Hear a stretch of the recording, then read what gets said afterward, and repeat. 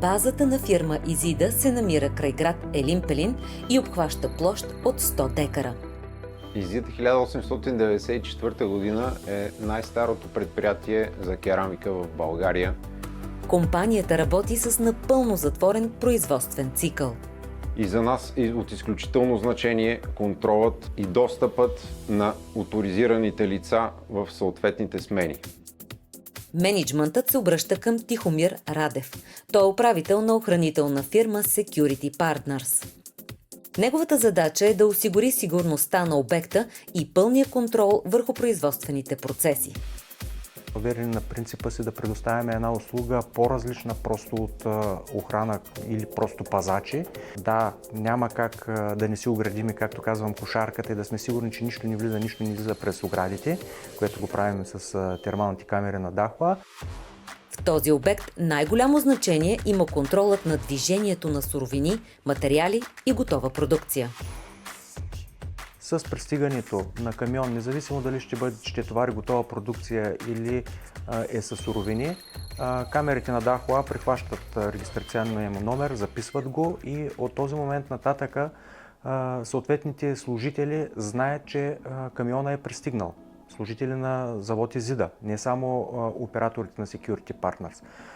Оттам насетне операторите контролират движението на въпросните МПС-та на територията на завода, така че те да отидат до пунктовете, където ще бъдат товарени или съответно разтоварвани, като това ни дава възможността да сме сигурни, че нищо не е натоварено, не е регламентирано.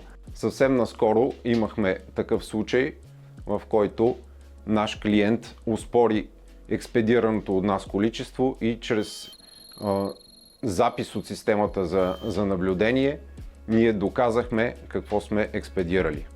Технологията на Дахуа осъществява и пълен мониторинг на процесите в складовите зони, което води до намаляване на разходите на възложителя, от гледна точка на това, че не е необходимо да поддържа 24 часа да има склададжия на смяна.